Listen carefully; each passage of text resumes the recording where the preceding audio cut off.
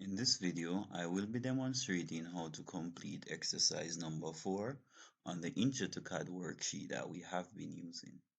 I already went ahead to save the file as the name of the activity.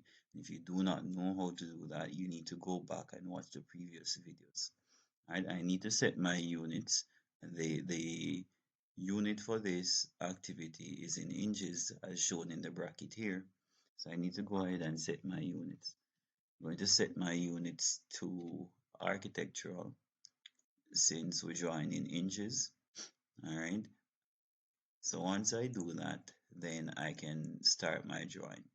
In the previous videos, I mentioned that when you're starting a drawing, you can look for the easiest part of the drawing or the easiest shape to begin with. All right, but we're going to approach this one a bit different. All right, I realize that the base of this object is 5 inches and the entire height is 4. So I'm going to go ahead and draw that 5 inches. To get my line, I can either type line or I can click line. Ensure I have my ortho mode turned on, or I can work with my polar tracking. Alright, if I want to start my drawing here, all I do click. Once I'm seeing this guide at 0 degrees, I can enter the measurement. And we're drawing the baseline. So the baseline is 5 inches. So I type 5, press enter. Escape to detach the line. So I have the baseline. Now, on the left and on the right of this baseline, I realize I have a line, I have a vertical line, but the measurement for that vertical line was not given. However, to the right, that's at this point, I'm seeing a 2.50, which indicates the center point of a circle. All right, so what I'm going to do is that I'm going to draw the line 2.50, and then I use the radius of the circle that they have here to draw a circle, and then automatically the circle will touch the line and I will get the measurement of here. All right, so let's do that. The height of the line is 2.50, and then the radius of the circle is 1.0. All right, so that's what we're going to draw. So we're drawing a vertical line 2.50 from this endpoint. So 2.5, enter. All right, so I have the vertical line. No need a circle, so I click circle. Ensure I'm seeing the snap on the endpoint, and then I enter the radius. The radius was 1 inch, so I'm gonna type 1, enter. And automatically where the circle touches this line, it's going to be the height of that line. Even though it was not given, we got it through construction. All right, we realize it's the same thing on the opposite side, so I can go ahead and copy.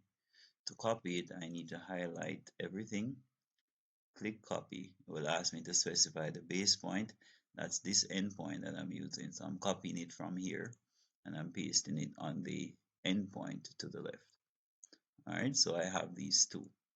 So the next step that we're going to do is we need to get a line coming down on this circle. All right, we need to get a line coming down on this circle. So to do that, I realize the entire height of the object is 4 inches. All right, so what I'm going to do is I'm going to draw a line. I'm going to draw a line 4 inches, then offset it, or I could do it from the half of the circle here. But let me draw the line 4 inches, and then I offset it by 1.50 to get this line. All right, once I get this line, I can draw a line from the half of the circle going up, and then I will get this section. All right, so going to draw the line 4 inches. So that's 4. I'm going to highlight the line, type offset, or you can find the icon, and I'm offsetting it by 1.50. So this is a measurement, 1.50. So offset by 1.50, enter. here I have the line. All right, I could do the same thing on the next side, but there's a command that we can use to make our lives easier. So let's wait and then do that. All right, so I have this line. All right, so I can go ahead and delete this. All right, so from the center of the circle here, where the diameter touches the circumference, we're going to draw a vertical line. And we want the vertical line to end right where the top of this line is, the end point of this line. All right, so what I'm going to do, draw the line up from the diameter. All right, so I'm seeing my polar tracking telling me that this is 90 degrees, but I do not want to draw a line all the way up and then draw another line, go across. So this is what I'm going to do. All right, I know that that's 90 degrees. So I want to know exactly where the line should stop. So I'm going to put the crosshair at the end point of the other line. Then I bring it over to 90 degrees. Once I bring it over to 90 degrees, then I should get another guide showing me that the line is in line with the previous line that I have. Once I draw that line, I need to go over to complete that section. All right, so I completed that, so I can go ahead now and trim. This part. It's looking like what we have here now. All right, I realize from the top here there is a 0.5 inch going down, right? So we have a recess. So I'm going to draw that line. All right, so I click line. I need it 0.5 inches down. So when I start the line command, I can just put the crosshair at the end point. I do not click. Then I use my tracking to tell me where 0.5 is.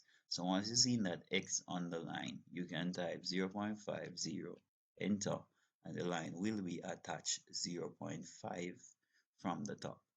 All right. From there, I realize the length of the line here is 2. All right, so I need a horizontal line going to the right, 2. So once it's on 0 degrees, I type 2, press enter, and then I can go back up another 0.5, enter. All right, so once I do that, then I'm almost through with this section. So what I can do for here now is I can go ahead and trim. This. All right, what's missing over here is this top line and this top line and the vertical line. So I can go ahead and highlight them both, click the mirror command, and then find the center of this line. Once I find the center, I need to establish a mirror line, and the mirror line should be straight. All right, so once I'm seeing the guide telling me that that's at 90 degrees, I can click. Command line will ask me if I want to erase the source object. No, I do not want to erase the source object, so I click no. Alright, and I can go ahead again to trim whatever I don't want. Alright, so we only have one section left to get, and that's the center part down here. Now let's look at this.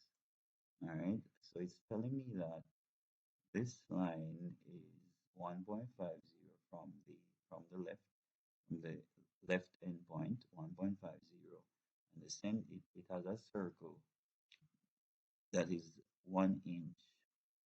The center of that circle is 1 inch vertically and 1.50 horizontally from the endpoint. All right, so what I'm going to do for this one is I am going to offset the baseline. I'm going to offset the baseline by the vertical distance, which is 1. So that's the vertical distance, and then I can find my circle command. Right, just put it at the endpoint.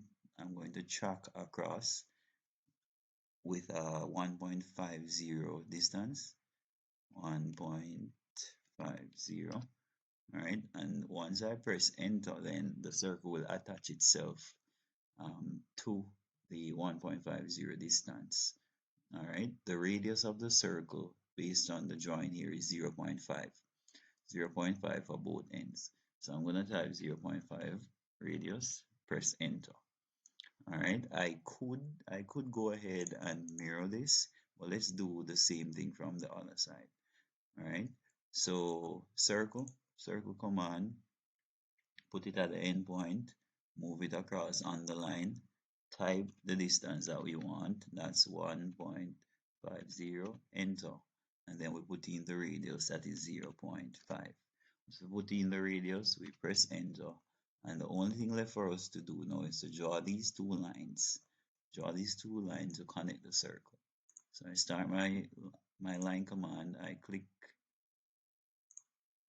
on the quadrant. I'm seeing the quadrant snap. Quadrant snap is right where the diameter is, so I just need to click on the quadrant and bring it across. Alright, I need to clean up my drawing now by deleting what I don't want. So I use trim to get those out, and then once I do that, then we have our drawing. Alright, the next one that we will be looking at is activity number 5. Alright, so stay tuned for that one.